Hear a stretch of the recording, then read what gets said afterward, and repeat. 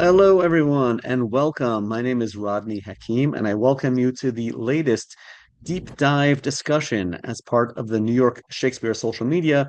Our goal is to bring you as much Shakespeare content happening in and around New York as we can, whether that is stage performances, podcasts, book releases, film screenings, or whatever the case might be.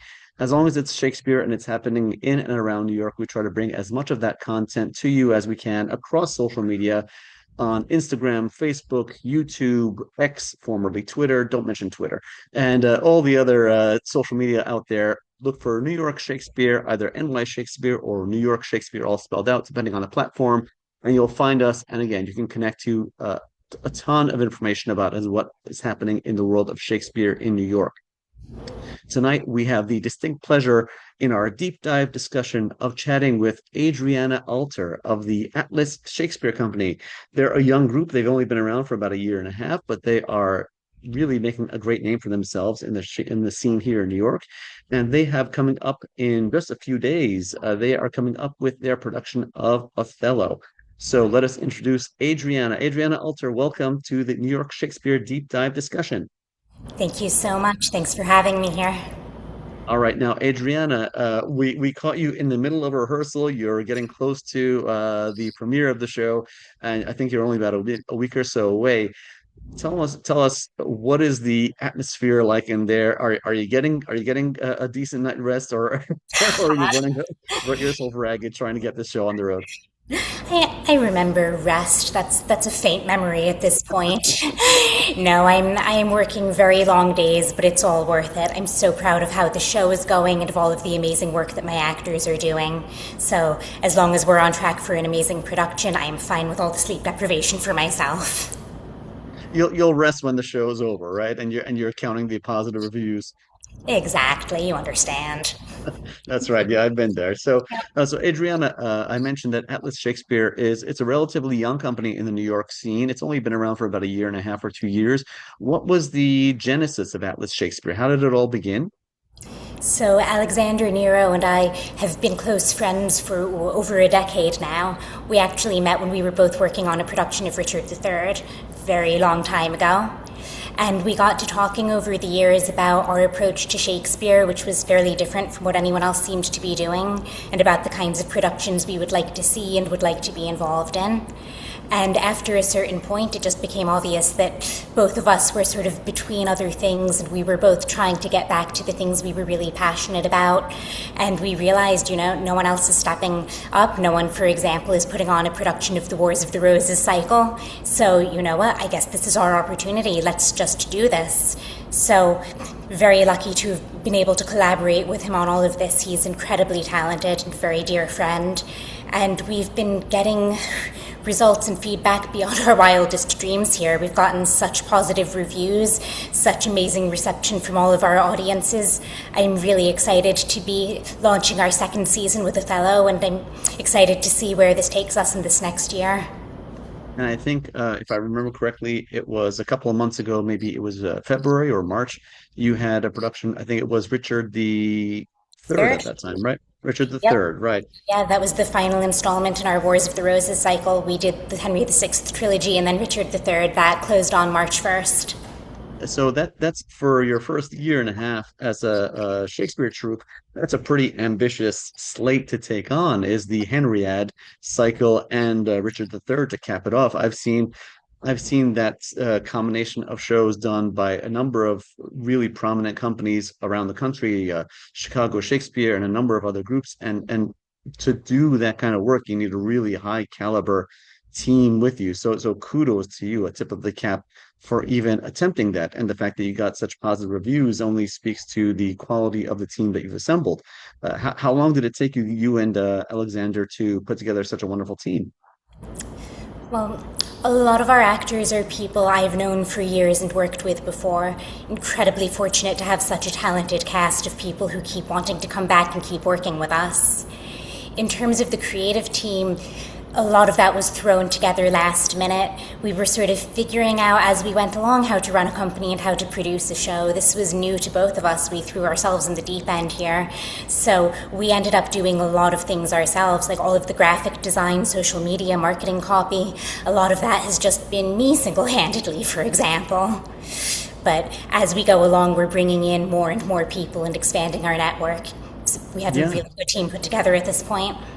That's I can't tell you how many Shakespeare companies around New York I've talked to where I'll tell them, hey, your playbill looks really beautiful or your social media looks wonderful.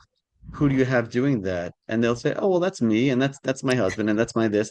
And a lot of it is that in-house small band of brothers kind of thing, that just, a couple of dear friends that are plugging away and trying to make Shakespeare accessible and relevant. Adriana, would you say that in this three or four plays that you've done thus far, that Atlas has developed a type of a signature style? Is it that you are very traditional? Is it that it's a very stripped down? What would you say characterizes the Atlas Shakespeare aesthetic? So all of our shows are set in their original time period. We're not modernizing or reconceptualizing anything. We focus very tightly on clear storytelling and three-dimensional characterization. My favorite thing about Shakespeare is the constant reminder that people have always been people, and that it's so easy to relate to these fictional characters who were written centuries ago. So we try to really keep the focus on presenting characters who feel like real people to the audience. And my goal is always to make it so that anyone can just come in off the street with no knowledge of Shakespeare or of the play and can still have a great experience. I see so often the misconception that Shakespeare productions are sort of an intellectual exercise or something highbrow or stuffy or difficult to follow, but these plays were written to be popular entertainment. So we lean very heavily into making them entertaining. They're melodramatic and funny and exciting. We have the spectacle of beautiful costumes, exciting sword fights, and we just try to make it so that everyone, regardless of expertise or background, can have a wonderful evening at the theater. I love that approach. And as you mentioned, some people reconceptualize Shakespeare in all kind of different ways. It's Shakespeare on the moon, or Shakespeare, everyone are clowns, whatever the case is. There's all kind of different ways that Shakespeare gets reinterpreted and reimagined. And the goal of all those reconceptualizations is ostensibly to make it more approachable, or to give the audience some new way of understanding the text. But I think in some ways, the simplest way of understanding the text as it was intended can be the most truthful. You're giving it as it was intended to be done in its original time frame, in its original setting. Do you guys lean in heavily on costumes and props? Yes, we have beautiful period appropriate costumes, which I think help to create the sense that we're taking the audience on an adventure, that you're stepping into the theater and you get to run away to a different world for a few hours. I love that. I love that traditional, old school approach to Shakespeare, because, as we said, you can go around New York City and you throw a rock and you hit Shakespeare on the moon or whatever the case is, and that's wonderful. There's a big diverse audience in New York City, and there's every there's what's the Baskin Robbins 31 flavors. There's sort of 31 flavors of ice cream at least, and there's 31 flavors, if not more, of Shakespeare in New York. So you can get whatever flavor you like. For me, I love my vanilla ice cream, and I love my traditional Shakespeare. So I think that's great. Now, and I love the fact that your focus is on the accessibility and the simplicity of the text, making it accessible to as broad a swath of the audience as possible, whether they're Shakespeare nerds like myself, or whether there's someone who is new to Shakespeare or is afraid of Shakespeare. And by giving them that period costume and giving them that visual connection to what they imagine Shakespeare might have been, and simplifying the way that people deliver the text and understand the text, that creates a better understanding of the audience too. Exactly. I have tremendous respect for the people who do successful productions that are set in different time periods. That's an amazing level of creativity. But my own personal perspective as an audience member and as a director is that kind of thing sort of gets in the way of my ability to understand and enjoy the story. I find it so distracting sitting there trying to figure out, well, what real world, modern day thing would this plot element or this character dynamic map onto, that it just takes away from the storytelling for me. And as someone whose favorite part of these plays really is the storytelling and the three-dimensional characters and the relationship between the characters, I just try not to add anything that could possibly get in the way of that.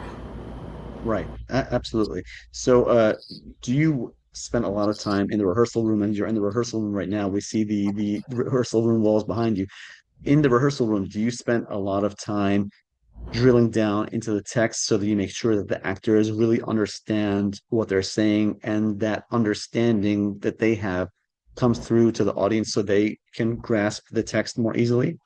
Oh, yes, 100%. We talk through everything endlessly before we get anything on its feet. I know a lot of people find Shakespeare very confusing, and in my experience, that tends to be because they've seen productions where the actors weren't clear on the meaning or the intention behind the words.